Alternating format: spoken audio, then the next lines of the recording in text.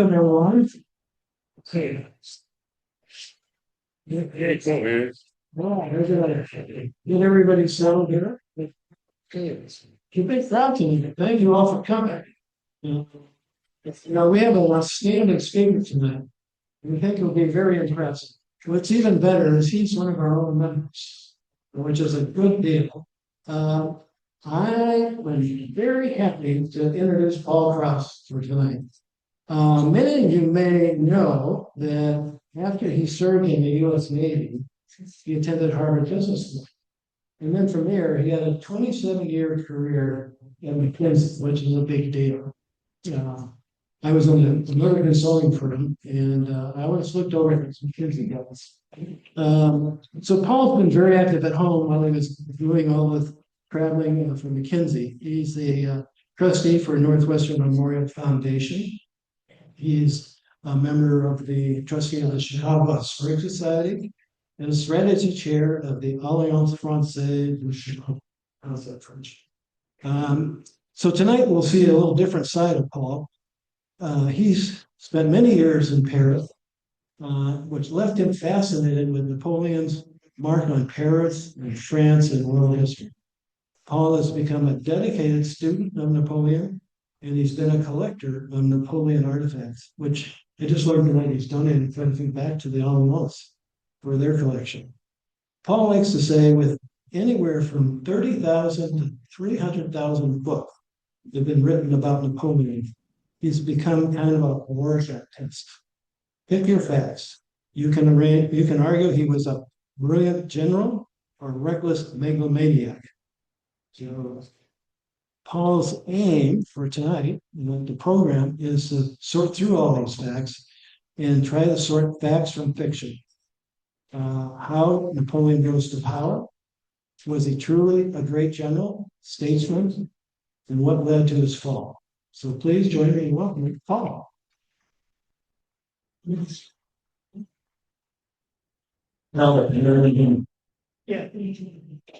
I'm here to talk about Napoleon, and the first question is, Napoleon is a person of interest, as judges said, depending on your source, 300,000 books were written about him, more than anyone but Christ since recorded time. Some say it's only 40,000.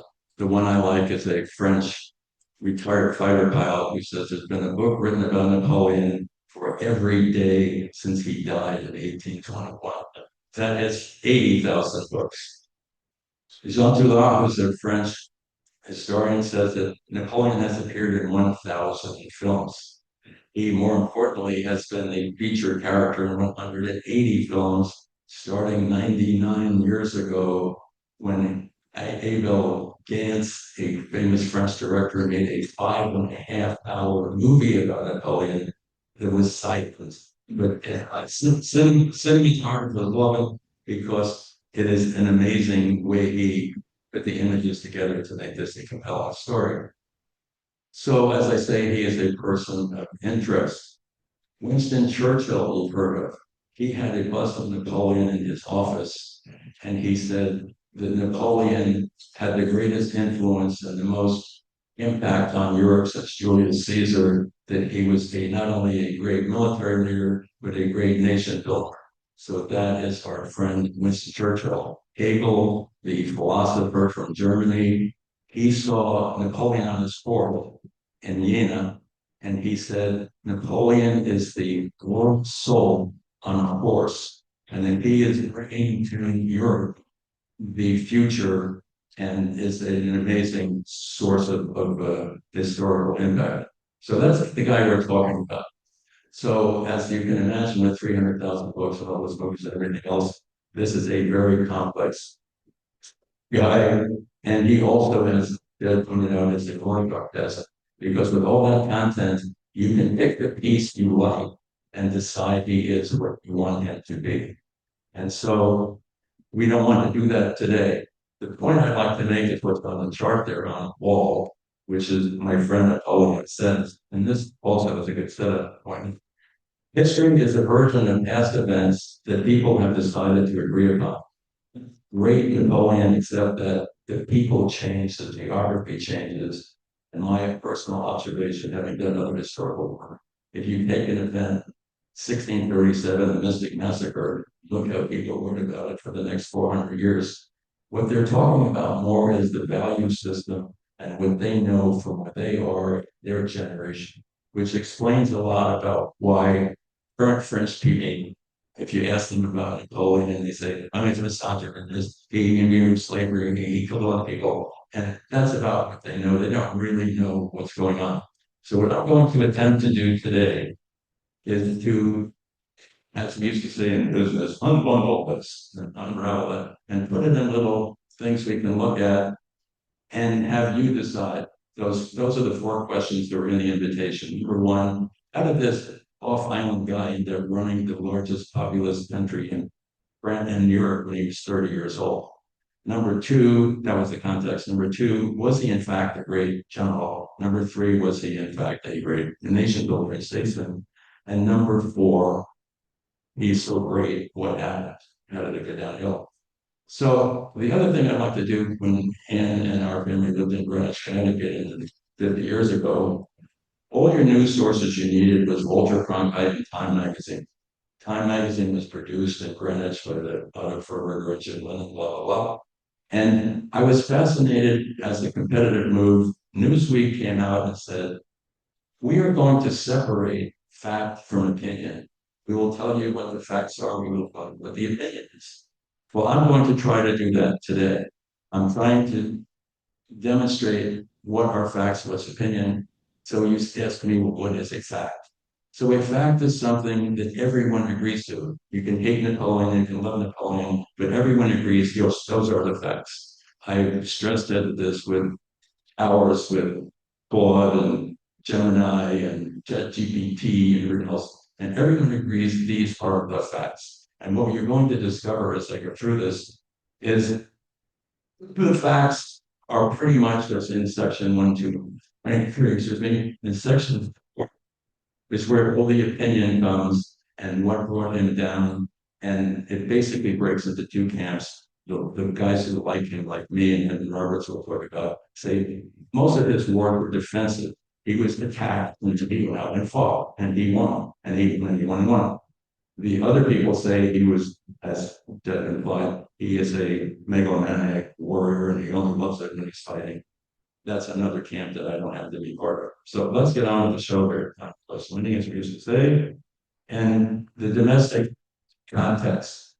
What we're dealing with here, as I say, is an off-island guy in a recently acquired island who now is running the country. How could that happen? This is not Silicon Valley. We don't have some genius kid who has a new algorithm and is a billionaire. This is medieval monarchical Europe. All the countries in Europe, except for the one we're going to talk about, are monarchies with aristocrats, and the army is run by aristocrats, and they have feudal system and serfs and the whole. Somebody can say enchilada, I don't say that. So what happens is context number one, we got it on a board, and we have 10 years of total chaos. 10 years of total chaos. I want to say this is not the Shah's gone, the Ayatollahs and the Iranian Revolutionary Guard Corps protecting. This is nothing like that. This is total chaos with 5 or 6 groups all competing for different objectives. And the revolution we've heard of happened in 1789. Some of you know about that one. What they were after was to abolish everything that all these other countries had. They wanted to get rid of the monarchy and feudalism. They wanted to debranch the Catholic Church, which was rich and controlled a lot of what was going on. Kings kind of liked them because they kept the population in control. But the most important one of these three is the Declaration of the Rights of Man and of the Citizen. This really frees it off the feudal aristocratic structure, and Napoleon brought that not only to France, but all over Europe, as I will try to prove. So let's talk about what's going on in France at the time. We have the royalists. I don't have to explain those to you. You can imagine they're getting by us.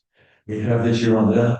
There was a National Assembly, the Girondins, mostly people from Bordeaux, which is where the Gironde River is. They were more moderates. They were kind of comfortable with a constitutional monarchy. But what they really would like to do is to spread the idea of revolution to other monarchical European countries. So they were not against war. to push the Enlightenment principles. Then comes along our friends, the Jacobin and Montagnard. These guys were nasty. This is the reign of terror. This is Maximilian Robespierre. And they're the guys who said these royalists are dangerous from down here. All the ones who didn't emigrate should have their heads cut off. And he set about doing that. So 17,000 of them had their heads cut off. And a lot of them died in prison. So the total score was probably around 30,000 people who didn't survive the reign of terror. The Federalists kind of speak for themselves on their name. France was not, as it is today, one of the most centralized places in the world. All roads lead to Paris, and everything is run up there. And from the Trifte all the way up to the Prime Minister, it's all under control. This was the Duke of this and the Duke of that and the Duke of the other thing. It was highly decentralized. The way the king ran it was he had something called the Chateau de Versailles, which was a nice palace. He kept all the dukes and he had them chasing ladies and playing games, and he had them under his eye all the time. So that was kind of the way that they ran. But at the local level, it was all decentralized. That's what was their game plan. The next ones are the Vendéens. The Vendéens kind of said, why do we have to have a revolution? They love the Catholic Church. They're rural people, committed to it, and they were royalists. They didn't need a revolution. They, unfortunately or fortunately for them, they were on with the Atlantic Ocean between Bordeaux and between Bergen, which kind of want to say Bergen, up north. And they had access to the Brits who were bringing in emigre aristocrats who wanted to cause trouble, money, resources, and they were on for a long time because they had a lot of trouble. So that's what's happening domestically. Let's go to what's happening internationally. Many of you have seen the movie or read about the flight to Maria. The king gets together with Marie Antoinette and they get in their coach and they start heading to Germany. This is in 1791. A postmaster along the way, 30 miles from their goal, said, that's the king. And they arrest him and take him back to Paris.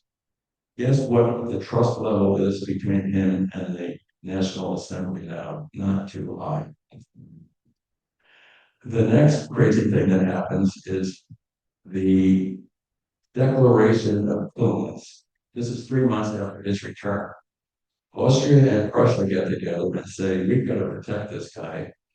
And they write notes to all the monarchies of Europe and say, it is your duty to amass whatever resources you can to take down this revolution, put that king back on the throne. That was their goal. The Girondins and other people get together with Louis and say, we should attack those guys. They're going to attack us because they sent a note to France saying, if anything happens to these Bourbon people and that Austrian wife of yours, we are going to come in and start a war. So the Girondins and others said, we should start the war first move of advantage. They convinced Louis to do this, and for very insane reasons, he agrees to it. This whole declaration is to protect him. But he decides to go again to war against them. And he does it on the premise that we're going to start this war, we're going to lose immediately. And that the Austrians are going to come in and take me and my Austrian wife and put us back on the throne and the revolution will be over. He's reckless. He said, if by any chance we ever win, I will be the head of the military and then I'll gain my status. It doesn't work. They start the war. It goes very badly. They say, you are a traitor. They take away all of his last rights and then his head is. So that's the end of the king. And so that's what's going on. The war, unfortunately, that he started goes on for 5 years, from 1792 to 1797. It's a little Corsican kid puts an end to it.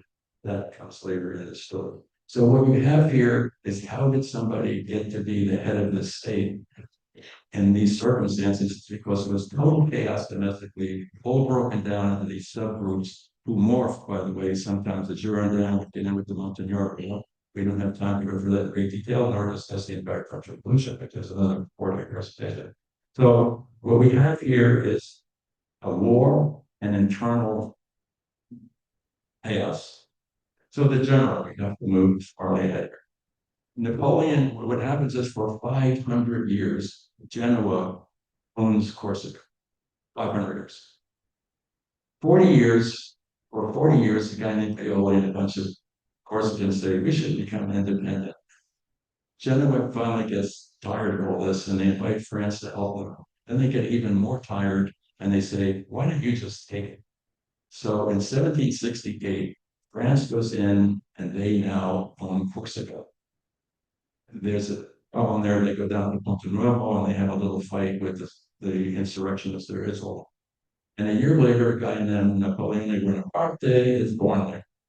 His father is a minor an Italian uh, aristocrat. So, but he comes to the conclusion if my family is going to integrate into the new environment, which is French, I need to send them to France. They need to learn how to speak the language properly, and they need to get integrated into French as well. So older brother Joseph gets shipped off to France. When Napoleon is 9, he gets shipped off to the military school at Brienne in France. And this is an important point to make, he is an outsider forever through his whole life. He has never been a French aristocrat. He's not part of French society. He doesn't believe in French society or the French military. He is an outsider and will always be. He has a heavy accent. And he is treated by the French aristocrats who are in the school with him as the outsider that he is. The way he reacts to that is the way he reacted his whole life. When Ann and I were in Ajaccio sitting in the house experiment, there was the 3rd floor. And Napoleon, when he was a little kid, was up on the 3rd floor reading. He was reading, what did Alexander the Great, what did Julius Caesar do? What were the great leaders in history and what was their military strategy? He was also reading Rousseau and Voltaire. So he was philosophically an enlightened person. But his game plan was what was happening with all these great leaders of history. And what they told him in Brienne wasn't a great deal to him. By a silly chance that just wrote us out, when he left Brienne, he wanted to go into the Navy, but he was lacking a year of practice, and they said no. So he shipped himself off to the École Militaire in Paris, where he became an artillery officer because he was great at mathematics. So that's kind of what goes on. So this is the guy we're talking about. He's now a junior military artillery guy, and he's down in the east, more or less. And there are 3 things that propel him to the top. This inconspicuous outlander who's going to military school in France. The first one is the siege of Toulon. The second one is the Paris insurrection. And the third one is the army of Italy. He is 24 years old when, along with what I've been telling you all along, the Federalists and the Royalists say, let's invite the first coalition, the enemy, into Toulon. And so Admiral Langeloth from Spain and Admiral Hood from the Brits, they come into the harbor in Toulon, and in fact, they invite them up and to occupy Toulon. The Committee of Public Safety, which is Robespierre back in Paris, says this is unacceptable, we can't live with this. It takes away a major port and a third of our fleet, but it sets a very bad example for all these disparate groups could do in the rest of the country. So we have to put this down. So the message goes to General Carteau, who is the guy 40 plus typical French general down in Toulon. 4 months go by, nothing's happened. Back in Paris, Napoleon, I should have mentioned, is always writing strategies and treatises. He even wrote a romantic novel when he was a kid. It's already about that, nobody's ever read. But he had written something supporting the Republican government that was the Convention, the convention that was being run by Robespierre. They happen to know that there are 2 people there, Salicetti, who happens to be a Corsican guy who's in the National Assembly, and Augustin Robespierre happens to be Maximilian's younger brother. And they say, what we need to do is to send this Corsican military artillery officer to go help Carteau, because he's down there anyway. So Napoleon goes there and does the Napoleon trick he always does. He decides in a day or 2 that this guy's incompetent and doesn't do it. And he also decides that we really need our cannons here. And then he discovers we don't really have enough cannons. But this is normally when you say, bad plan, let's get a new one. Napoleon doesn't understand can't, he never learned. So he goes to the army of Italy, he goes to Avignon, he goes to to Marseille, and he comes back with a cannon. The Navy used to call this midnight requisition, which when he stole it, or Concho, which means the chief went out with a carton of cigarettes and came back with whatever he needed. So Napoleon has had to do all that, and he does it. And so his next problem is who's going to shoot the cannon. So he writes a letter to Krauss that says you need to activate retired artillerymen in this area. And he then trains a bunch of infantrymen on how to shoot it. So he goes to Cargill and says, here's my plan, I have the resources, let's knock these guys out. This guy is not competent to do them. Napoleon does the Napoleon thing. He writes to Paris and says, Cargill is competent to do this. He's 24 years old. He's a junior officer. He's talking about the general. And he writes back to Paris. All of a sudden, General Dugonier arrives. And he is presented Napoleon's plan. And Napoleon now has an ally, and they go out and chase these guys out of Toulon. He gets stabbed in the leg by a British bayonet, but he survives. So Napoleon then trains his cannons into the harbor and is shooting at the Spanish and the British ships. They take pot shots at the French fleet, and they are gone. And so Napoleon, in 24-year-old, is now a brigadier general, not a captain or major, and things are looking good. 2 years go by, he's 26, and he's in Paris. But all of a sudden, the Convention is being threatened. There were 30,000 royalists marching on the government to take them out. 30,000 of them. And they have members of the National Guard. This is not like the Illinois National Guard. These are really local militias who are armed, who will cooperate into the National Guard. So 30,000 of these guys are coming down to Paris. A guy named Marat, who's in the government, happens to know this crazy person is here. So he calls Napoleon over and says, we need to suppress this right. So Napoleon says, contrary to some of the memoirs of Marat, I will do this under one condition, that nobody's telling me what to do. I can execute my plan the way I want it. And Marat says, do it. So what does Napoleon do? He's the artilleryman guy. And he gets a young lieutenant named Marat, who becomes a son-in-law and a major marshal of Chasseurs. And he comes back from Savon with all the cannons. Napoleon is greatly lauded for properly setting up the field of fire, which is near the Église de Roche in Paris. And they march in, and he kills 300 of them. It's called the whiff of grape shot because what he does is not cannonballs in there. He takes things like buckshot and a shotgun, and he shoots at these guys. He kills 300, and then he wounds up to 1,400. He was only outnumbered in this case 6-1. They had 30,000. He had 5,000. He loses 6 men, and maybe gets 30 or 40 wounded. And so now now Napoleon is a major general, and he's now designated the general of the interior. He's 26 years old. His job now is to suppress any further unrest, and he carries it to the next step. Let's go on and disarm the general population. One of his rewards from Baron is Baron takes his mistress, Josephine de Beauharnais, and marries her off to Napoleon. We have no time for romance in this presentation. So that's his first prize. His second prize is 4 months later. This war's been going on for 5 years, and everyone's tired of it, can't afford it, and this government can't do anything about it. So they come up with a plan of 3 prongs. 2 highly experienced and well-funded and well-equipped armies, one under General Moreau, one under General Proudhon. They are going to march east out of France and get to Vienna, take down the Austrians, and put an end to this coalition. There's a third prong they come up with, which is just to annoy the Austrians, we're going to have one from the Army of Italy will march through Piedmont, Sardinia, into Lombardy, which is Milano, which is where the Austrians have been for almost 100 years, and we're going to go to that. So they write down to 49-year-old General Ferrer and leads the Army of Italy general, and they say, here's our plan. And he writes back and says, you are kidding. These people haven't been fed for 9 months, or haven't been paid. They haven't been fed, they have no food, they have no shoes, they have no equipment. And to make it worse, they are unionists. They will not follow orders. This army is going nowhere. So you can guess what Barras says. I have this crazy Corsican up here. We're going to send him down to take over that army. So Napoleon goes down there and he arrives and they say to him, well, here comes this mathematician who has a political appointment and no leadership experience. I know, of course, papers here because I have to read something in a minute. And then they're upside down and makes it more complicated.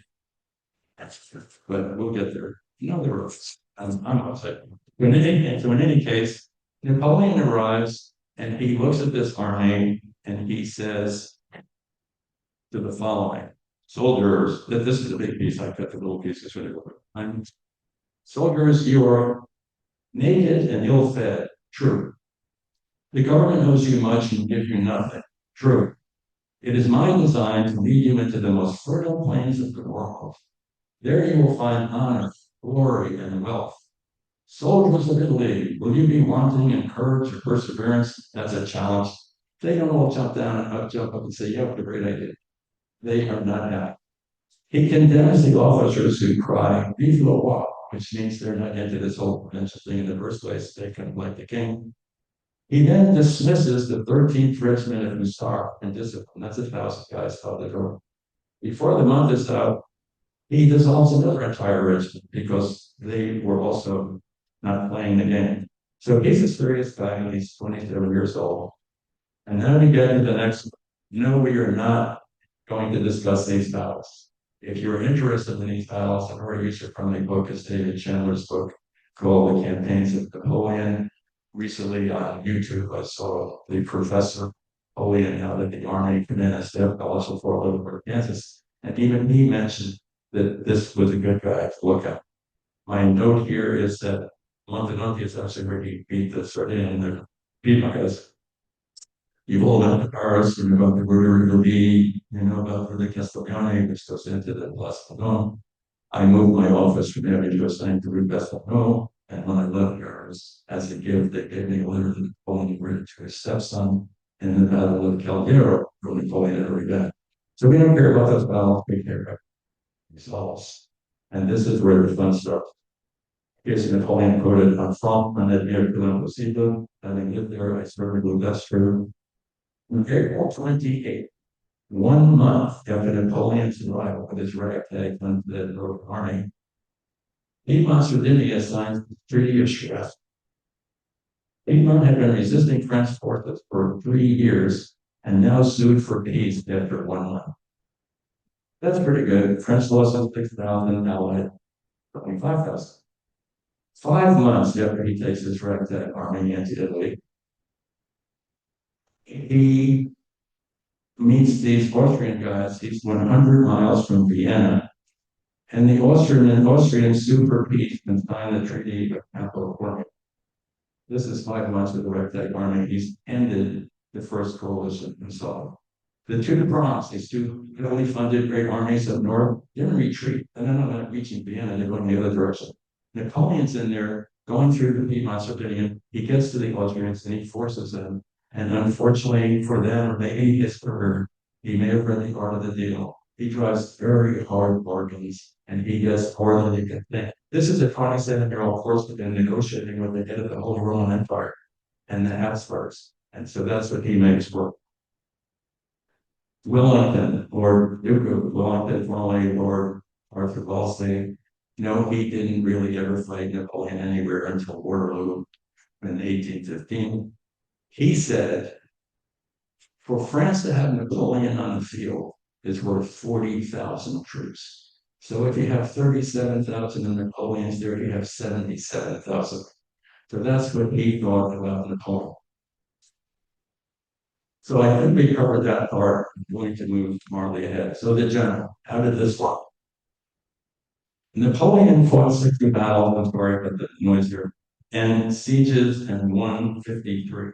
These are Napoleon's words. In forming the plan of a campaign, it is requisite to foresee everything the enemy may do and be prepared with the necessary means to counteract it.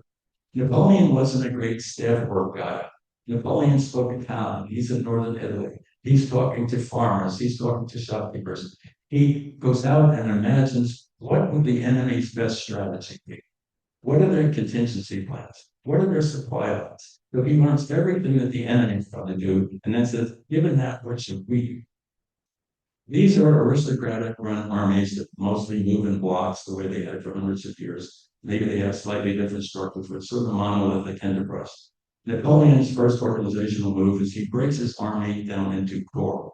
He may have 3 or 4 infantry corps. He may have 2 artillery corps. He may have these chasseurs, these cavalry corps. And he manipulates them like a chessboard around the enemy. So the enemy doesn't know where are these guys coming from, are they behind me or in front of me, they don't know what we're doing. And he manages that beautifully. He also has a 100% meritocratic policy. He doesn't care if your father was a tanner or a shoemaker or whatever. If you're good and know what you're doing, you're in his army and you're going to become a marshal someday. And that's the way it works. And so he does that.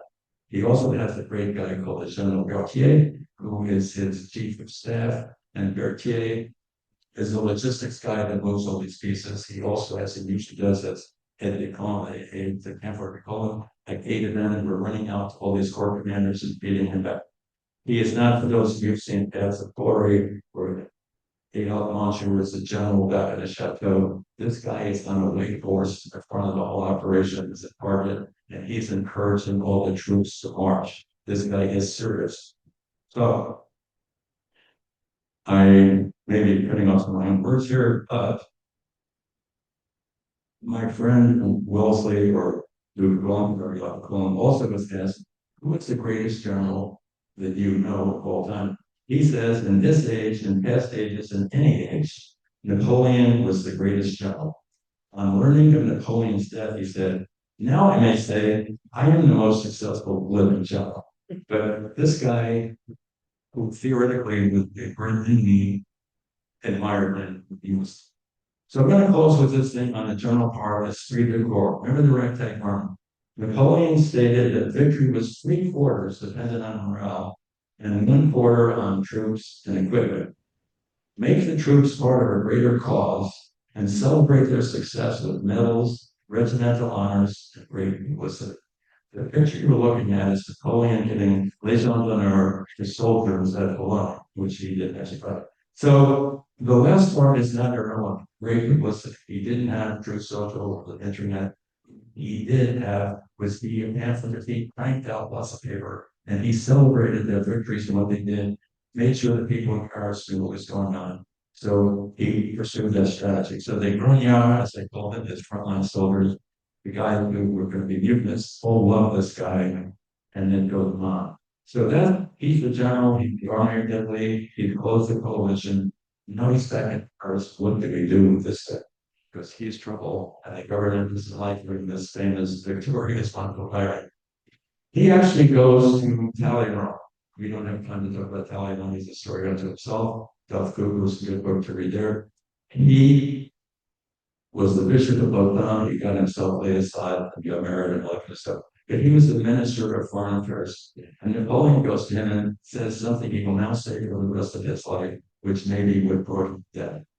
Which is, he says, as long as the Brits are there to hold their money funding coalitions, we will never ever have peace. They will not tolerate it. So we need to attack and do something about the Brits. So Talleyrand runs away, and guess what Napoleon tells? He's now the general of the army of the army of England. So he runs off to Dubai and to run there up on the coast, and he does the Napoleon thing. He sleeps 4 hours a day, which is standard. He's out entertaining fishermen, pirates, everybody on the coast. And in a very short period of time, comes to the same conclusion that 3 kings did before him. There's no way we can attack England, given their navy, given the 20-mile moat. The last guys to conquer England was William the Conqueror in 1066, when he led peace over France and Hastings. The only other person who came was William of Orange in 1688, and he was actually invited and happy and had a conqueror. So this was a hard thing to do. Napoleon realizes that he ends up back in Paris, and now what do we do with it? They come up with a new plan depending on your source, of which kind of the side of the block they're on, whether it's Napoleon's plan or someone else's. They're now going to send him to Egypt with 30,000 people and a couple of hundred professors. to interdict sort of or bother the Brits with their trade in India and everything else, and just be a menace. We have to remember this time that Egypt was part of the Ottoman Empire. So Napoleon doesn't escape, and he does leave Toulon with these 30,000 people and the 200 professors. And he stops at Malta. That's another hour presentation. You don't have time for. And he gets to Albuquerque to the Bay, disembarks.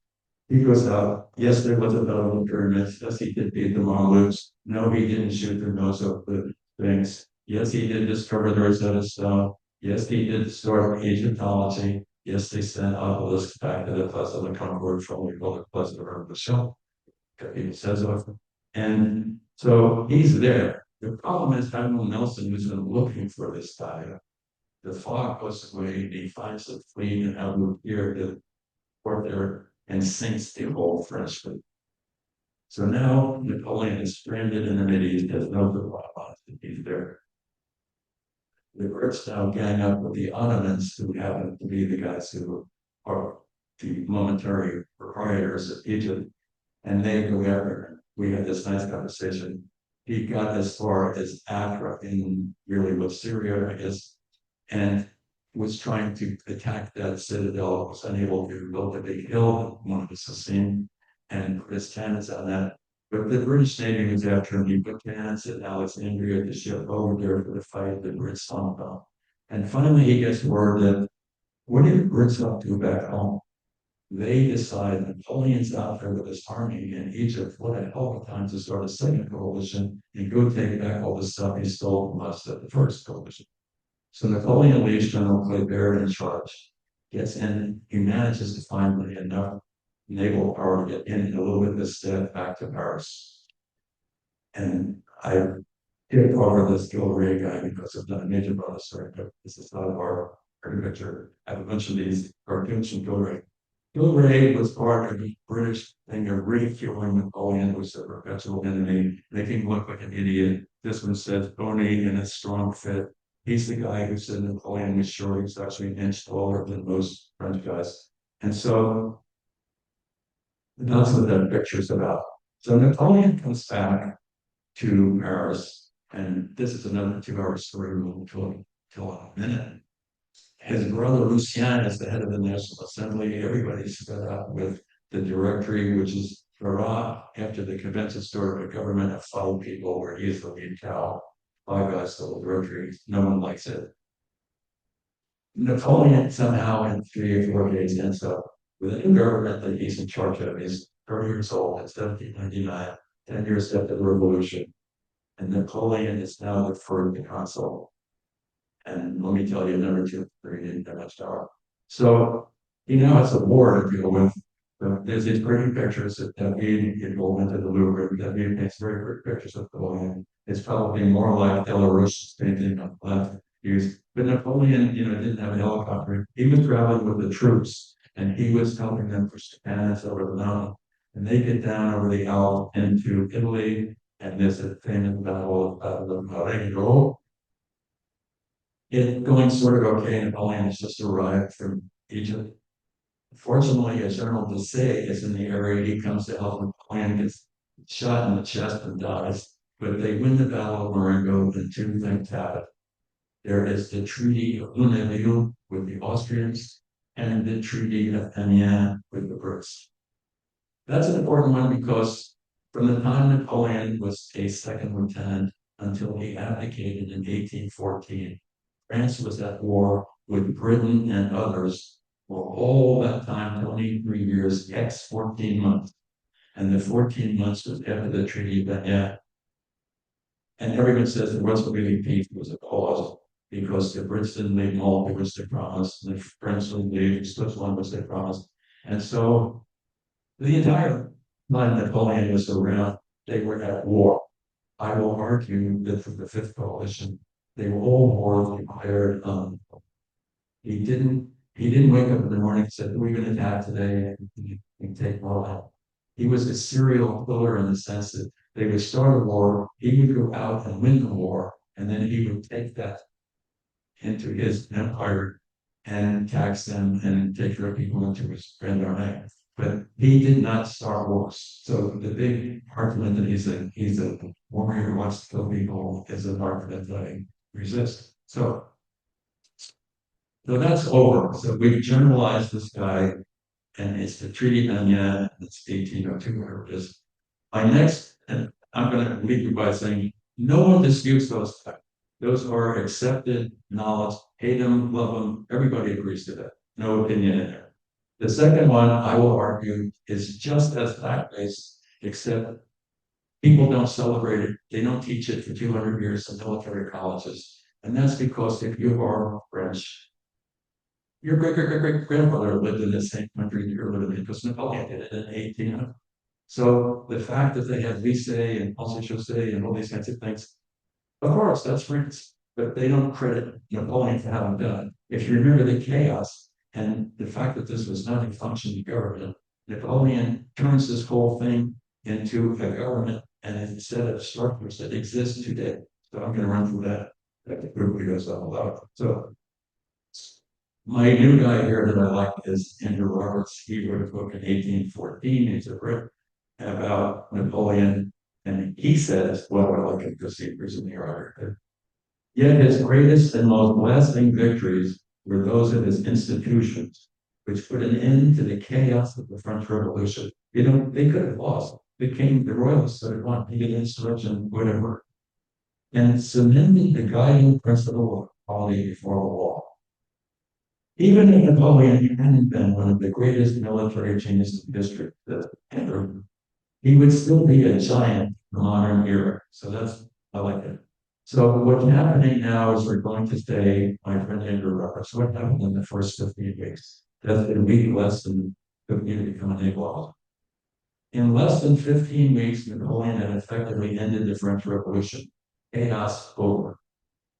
He gave France a new constitution.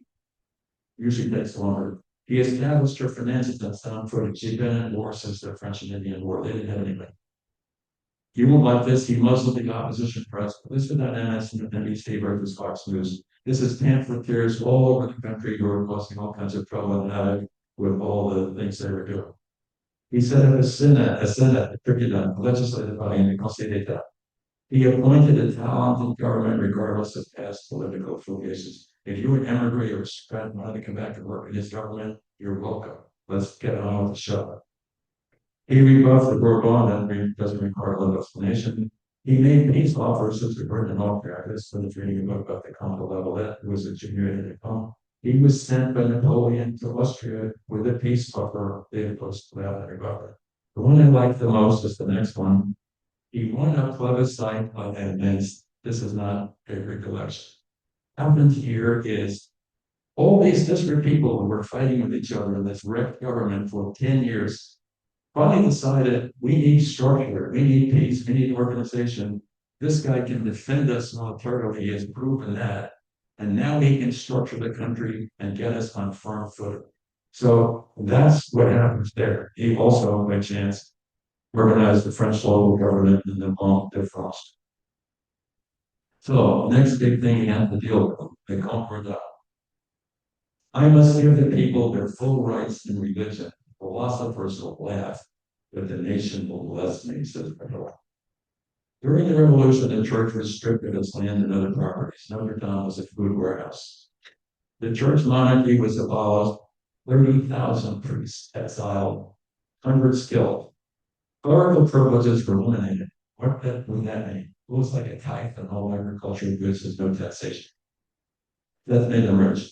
The clergy became state employees, not the religious order according to Rome. They were GS or teachers, or something like that. Ties with Rome were severed. Clerics had to swear to maintain the Constitution agreed by the National Assembly.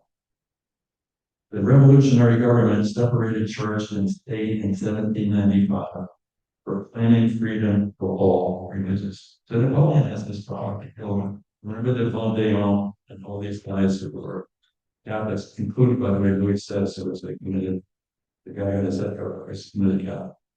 The Concordat was an agreement between Napoleon and Pope Pius VII. Sorry? Does it work anymore? There's a thing on the computer you could look at. This is the nightmare scenario, as the saying goes. Want to look at the computer there and see? There's a message on here. You can look at it. They tell you what to do. Keep talking. So I'm going to keep on going here with or without pictures. The pictures make it interesting, but don't tell the story. He sought reconciliation between the revolutionaries and the Catholic Church, with most of the church's civil status restored. The church talent were restored. It's no more primary in the United States danger. Makes it simple. He did not restore the vast lands and endowments that had been seized during the revolution he stole off. While he restored much power to the papacy, the balance of church-state relations tilted firmly in Napoleon's favor. This is the president. He selected the bishops and supervised the church finances. The Vendéens, a small village Frenchman, most Frenchmen were happy with this. The government officials at Army Muslim, General Blanc, said the only thing missing are the 100,000 men who died. They got rid of all this. The Pope was deceived, should be, when Napoleon, without consultation, added an amendment protecting France's 700,000 Protestant Huguenots and 55,000 Jews. Napoleon says to his brother Lucien, the guy back in St. Louis, kind of his job, skillful conquerors, Edward, have not got entangled with priests. They can both contain them and use them. So that's what Napoleon said. The Krauss view. This is now quoting Napoleon at the rock in the Atlantic just as he's about to die. Called Saint-Denis. My real glory isn't that I won 40 battles. Waterloo will erase most of them. But nothing will erase my Krauss view. That will live forever, and it has. Napoleon set out to reform the legal system in accordance with the ideals of the French Revolution. Yeah, he had never heard it.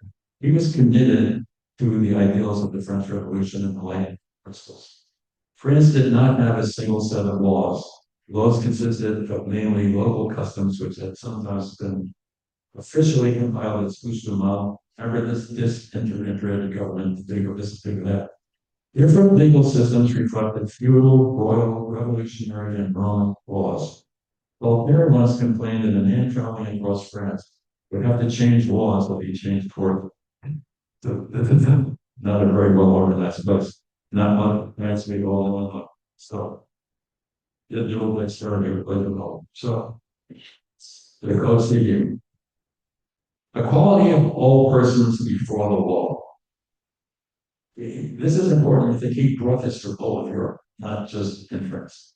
Primogeniture, hereditary nobility, and class privileges are extinguished. He abolished the guild system and the right of individual to choose a profession, provided religious freedom, ladies listen up. He established supremacy of the husband over wife and children. Now this in Europe at the time was not weird. I checked that with the Brits and everyone else was doing. It was to criticize contracts and could do this. What it undid was the 1789 revolution, citoyen, where women had equal rights as men. This kind of is a retrograde. He may have been in such, and this will be with that when I have more time. The laws were developed to four eminent jurists and based on Justinian 6th century law. Here's the important part. Napoleon sat in on over 50% of the meetings.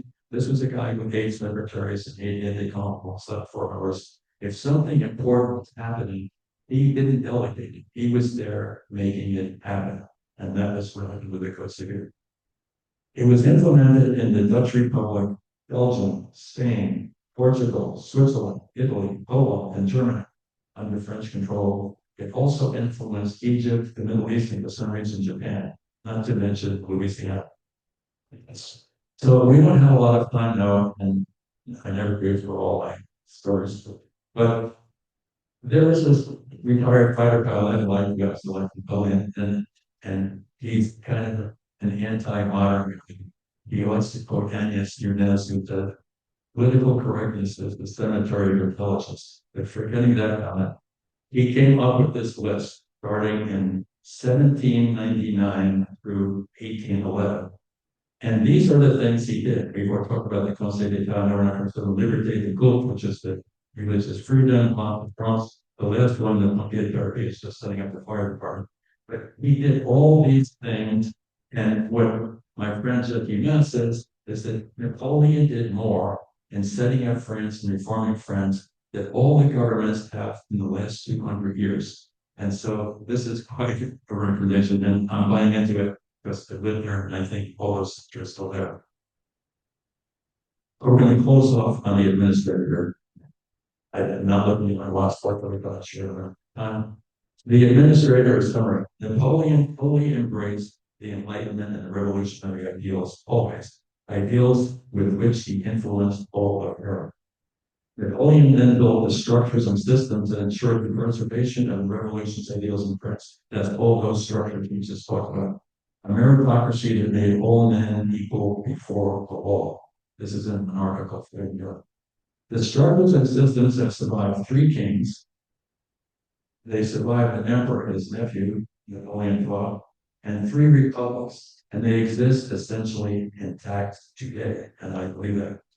This whole meritocratic thing he did, my observation living there, it is a totally meritocratic thing. If you go to the Polytechnique in the École de Mines, I once had a taxi driver from Messi Central, part of France, with not the best of his pay. His kid did that, and he was going to be right up there running with the guys who went to Champs-Élysées in Paris.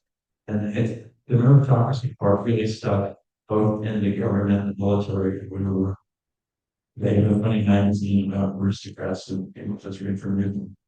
Napoleon was as dedicated to results in administration as he was in battle. He did what it took to get the job done fast and correctly. The civil code had been underway throughout the 1790s. He got it done. That's the kind of thing he did. He staffed his government with the best talent he could find, whatever the revolution was saying. I like the next line. He had a man sitting next to someone who had sent his father to the guillotine. That's the kind of way you are.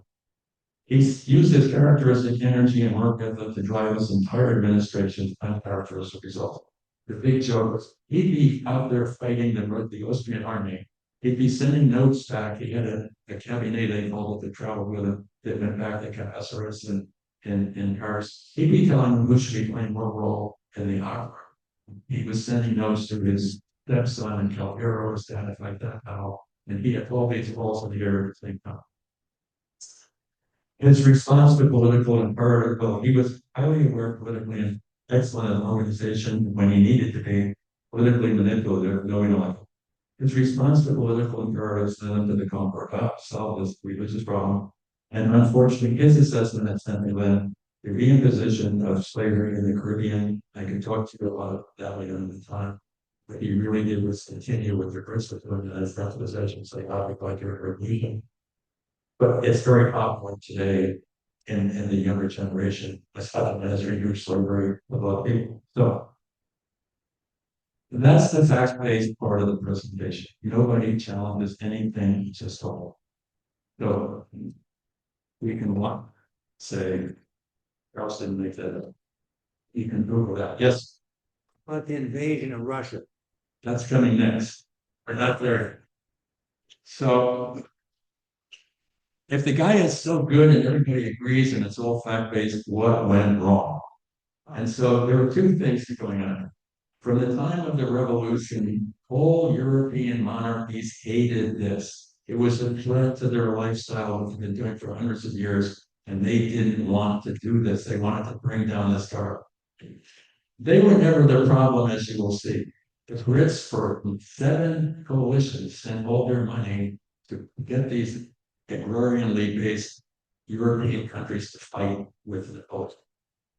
Britain didn't have a land army.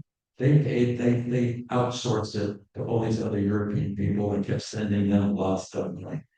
They didn't have the money to do this. The real problem, what brought him down, if you could only say one sentence, was the British Navy. The irony is he graduated from Brienne, he wanted to go in the Navy, and they said, you're missing this year, so you have to go in the Army. But Admiral Nelson was the kind of admiral that Napoleon was as a general. He didn't pay attention to what they taught him at military school and was a very clever innovator. They were very good, but most importantly, they were rich from a world merchant economy. They weren't living off the land. They had their things in India. They had what was called white gold at the time, which is the sugar plantations of Barbados and Jamaica. which they brought into Europe, which were fortunate. The French were having two, and Guadeloupe, Martinique, and Haiti, but the Brits kind of took those over all the wars were done. And so they had lots of money. They also had something called a moat. We know it as La Manche for the English Channel. And it's very hard to get across. And they had this very big. So that's kind of what brought them down. So we have to understand a couple of things about our friends here from the other side of the pond. Long before Napoleon was ever thought of as a possibility, even the foreign alliance of your British policy, Parliament, deep-seated foreign policy, was we must maintain the balance of power in Europe, so no single nation could assemble a continental fleet capable of threatening the British Isles. They didn't have a big army. They were vulnerable, but their threat was they wanted lots of little potentates around Europe, not some big megalith kind of thing that could come and go after them. So what was their strategy to implement, to execute that? They had two things. They had a blue water, which was based off their navy, which a couple of examples I'll give you here. The two things they did with Napoleon, they went to Toulon and they started trying to sink that fleet on the way up. They went to Abu Qir in Egypt and they sunk the fleet. They went to Trafalgar and they sunk the British and Spanish fleets. They blocked French ports in May 1806. They had what was known here, gold history books will really make this up, the Golden Cavalry Exchange Bill. There actually was a coin, a golden coin, particularly, but everyone talks about the golden cavalry was big, enormous funds that were constantly spent for 20 years from Britain to fund all these coalitions against them. Where did that get them? So if we look at this pretty map, those of you who can see it, what it's basically showing you, if you can't, is everything from Portugal to Russia is in the French Empire. So after all these wars and all the people being killed, the Brits are funding all these coalitions, and Napoleon keeps winning. And when he wins, he then says, could I go back home and get them reorganized to attack me again? So he kind of subsumes them into his empire. The consequence of that is he brings in the Code Civil. He brings in weights and measures. He brings in all these things that some people laid the basis for the European community. Everyone, even the haters, he created the possibility of Italy and Germany with Bismarck and Garibaldi in 1870 because he broke out all these little principalities and things that brought the Code Civil. So he created the potential for those countries to exist. What they didn't like about it is that he taxed them a lot because he had to support this army. And he had living on conscriptions where he took their guys into the army. I think when he was fighting in Haiti, they were Polish. So in any case, he recreates a new Europe, basically. So that's the part of how the cavalry of St. George's line. Unfortunately for Napoleon, the blue water policy was working a lot better. Napoleon and the Brits both agreed that it took 6 hours for Napoleon to get his army over to England and across the moat. 6 hours. Napoleon comes up with this idea, Nelson's too powerful, but we're going to take Admiral Villeneuve and the French Navy, and we're going to take the Spanish Navy, and we're going to lure Nelson down towards the Caribbean. We're going to tell him we're going down there to steal his colonies of the sugar, and he'll be lured down there. That'll give us the 6 hours we need, and we'll go racing across the moat with the troops I've had, and we're going there for 2 years. That's going to be how that's going to go. Well, guess what? Admiral doesn't execute it well either. He meets Nelson, has a little fight, he goes down to Cadiz in Spain, near Trafalgar, and Nelson runs down and stinks the thing. So Napoleon's out of work here. So Napoleon forced marches, as he's known to do, a foraging army all the way from Boulogne, but I keep wanting to say that, from Boulogne to Ulm, and which is now the Czech Republic, where the Austrians are fighting. They cannot believe that he got this army that size, that fast, to fight with them, because they foraged, they had no supply chain, and they raced, and Napoleon was with them. So Napoleon's now because he is convinced, as I keep saying, way back from when he was a kid, the Brits are never going to give up. That's their policy. And when the Brits look at that map, they're really going to be unhappy because there's this mega monster country that is going from Russia all the way down to Portugal. We lived in Portugal, and they were very proud to say for 600 years they had been allies with the Brits and had the longest standing alliance in European history. And why I didn't mention, but the Tsar Alexander was actually now an ally even when he was outside the Red Line, because at the Treaty of Tilsit, he joined up with the French. So what could go wrong? Here's what goes wrong. Napoleon says, we can't beat these guys militarily. They have no army here, and I can't get to them there. So my military options are zero, having tried them all. So what I have to do now is try an economic strategy because they have all this money they keep attacking us with. And this is where things go awry and you get to your question. He creates, in May 1806, the Brits close the fort. In December, he comes out with the Berlin Decree, followed by a Milano Decree, which says that no one inside the Red Line can have any commerce with the Brits. We don't even want the mail from them. They are cut off from us. Well, if you look at that Red Line, trying to police that and manage that over a long period of time, it is very hard. The other thing that was hard is the people inside the Red Line were suffering, and the Brits could go to South America, go here, go there, and they could keep their machine running. They were starting to industrialize more than the continental armies. And it starts to be trouble. So the first mistake, I don't have time to talk about Emperor Napoleon, was a nepotistic guy, unlike his meritocratic Armenian infantry. One of the Google guys over someone said, he's a Callahan, he likes his family. I don't think that was really the reason. But in any case, he decides that the Spanish king is now really enforcing the blockade. So he invites the king and his son to Bayonne in France and convinces him to abdicate. And he then takes his brother Joseph, who's now the king of Naples, which he didn't want to be, and makes him the king of Spain, which he didn't want to be. He was only happy when he was living in Jersey with his art collection, but he's now the king of Spain. Well, the Spanish people don't like this, so they start inventing something called guerrilla, and they attack the French everywhere, any place they can. This drains off a lot of French resources. It drains off some of his marshals, and this fight goes on. Did Wellesley sneak into Portugal and beat Napoleon? No. Napoleon was only there 85 days in the 5 years the war was going on. He was off fighting the Russians and the Prussians and everybody else in Central Europe. It doesn't go well. Wellesley ends up in Toulouse for 5 years in 1814. But now to the magic one, we all remember the 1812 overture.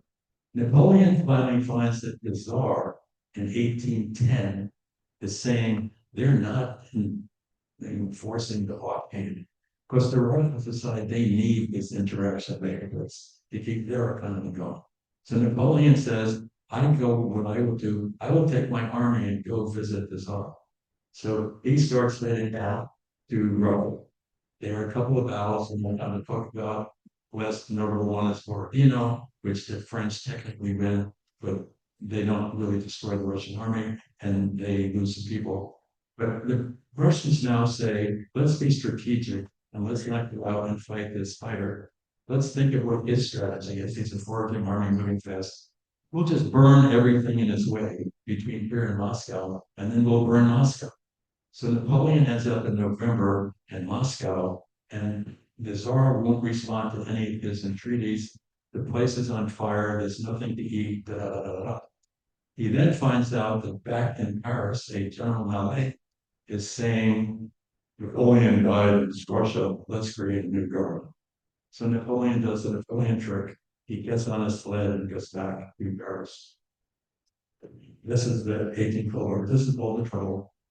His army dies, 70% of it getting back to France. They eat their horses, they die of malnutrition, they die of typhus, they die of frostbite freezing. And so Napoleon's back in Paris without his army. And what do you think the Brits did? let's have a sixth COVID. Here's a good time to go to Napoleon because his army has been decimated. So Napoleon does another conscript, glues together whatever resources he has, whatever morsels are left. I mean, they would drink here, it's not martini, it's just blue. And Napoleon heads off to protect himself and the empire. He has a fight, fights in Germany, Belgium, Luxembourg, okay. He gets to Leipzig, and with his new ragtag army, they gang up on him and they beat him, and he's defeated. They make him an offer that he can't refuse, but they say, listen, you go back to France, and we're going to give you the 1792 borders, no empire. You can call yourself emperor. You may not build a navy, the person says that. And there you go. Napoleon says no. He says this will show France is a weak place, which it isn't. A sidebar, which may not be true, which could explain something else that's not as good. He once said to one of these kings or princes, you go out and you lose 3 battles and you come back, and you're still the king or prince. You just lost 2 battles. I'm a parvenu soldier. If I go out and don't win all my battles, I'm no one. And so, whatever the thing is, he goes to Fontainebleau and he abdicates. And Louis, the sweet, the younger brother of the other guy, has left England and he's now on the throne in Paris. So Napoleon's a loser. They send him off to Elba. They take his wife, his Austrian wife, that he married for an heir, and the king of Rome, as it's called, and sent him back to their family in Austria, their Habsburgs. And he's in Elba by himself. He does the Napoleon thing. He creates an army and navy. He sends out messages to how to improve the crop rotation. He creates a new school system. He creates a legal system. And 11 months go by, and he learns that they are cutting his pension and they're going to send him to a rock in the middle of the Atlantic called Saint Helena. So he does the Napoleon thing. He somehow manages to get 700 people together, and he gets some transform and he gets new friends. And Marshal Ney, his former marshal, was sent by the king to arrest this guy. He gets to Auxerre with Andre de Lyon when Marshal Ney shows up with his army to arrest Napoleon. Napoleon jumps off the sword, walks out, opens his shirt, and says, here's your emperor, kill him if you will. And of course, what happens is while they're going there, everybody says, Vive l'Empereur! And they all get behind him and march down the cars. And so the king runs off again to Belgian eyes, and Napoleon's back on the throne. Well, what that provokes is everybody in Europe saying, we will give 150,000 people to get this criminal. And even the Brits now send 150,000 people to Belgium, or wherever the numbers were. And then there's an overwhelming army up there. Napoleon has to conjure up a way to deal with this. So he gets as many troops as he can together. And he, first mover, he says, they're coming for me. Let's go up to Belgium and fight these guys.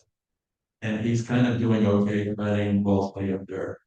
When the Prussian guy, Blucher, arrives with his big army, Napoleon loses.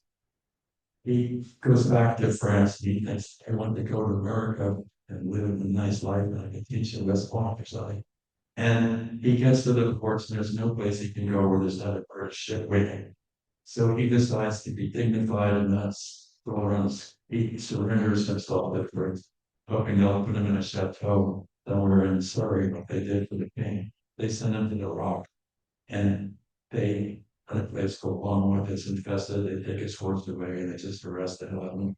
For a long period of time, he dies, probably for whatever it says, stomach cancer. I can put it in his head. But in any case, that's kind of the story.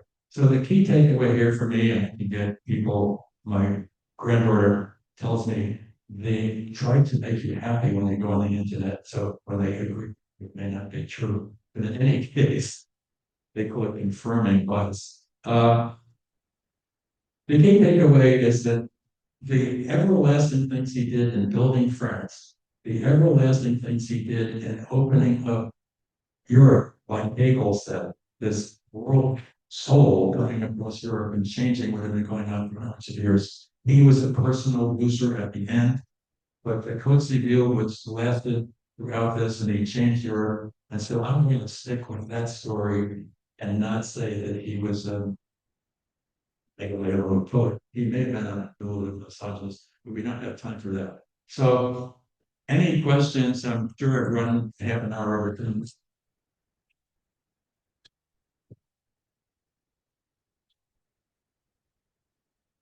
The building's over at 6:30, so if you need to go and you have dinner reservations, please go. But if you want to stay and answer questions, please do. I'm happy to stay as long as anybody wants, but I've run out my clock. Yes, sir. I think you mentioned that he embraced science and technology. Did he invent the metric system? The French invented the metric system about that same time, didn't they? I don't know, but if you look at my little chart on the wall here, which is unfortunately in French, I didn't have time to mention, he not only created all those structural things, he created the Louvre Museum. He funded scientists. He funded cultural events. He built France from the bottom up. I can't answer that specific question because I don't know the answer, but he definitely was a great supporter of building a modern, cultured, scientific community. Yes, sir. Paul, that's going to talk. Going to talk. Yeah. How your lifelong compassion with Napoleon, how did you distill the coaching lessons for CEOs when you were working at McKinsey? What did you take from this passion and this issue to guide them and to kind of tell them what to do? In dealing with educated French guys, and as you say, they used to say, you can always tell a Harvard man, but you can't tell them up. Well, the French were sort of kind of in that category. But at any rate, I'm afraid I don't have a lot to add to that because this was a non-professional engagement of mine that didn't maybe it impacted me and I was unaware of it. Everyone's free to go. It sounds like Thank you, everybody. Thanks for coming. Thank you. Thank you. That was excellent.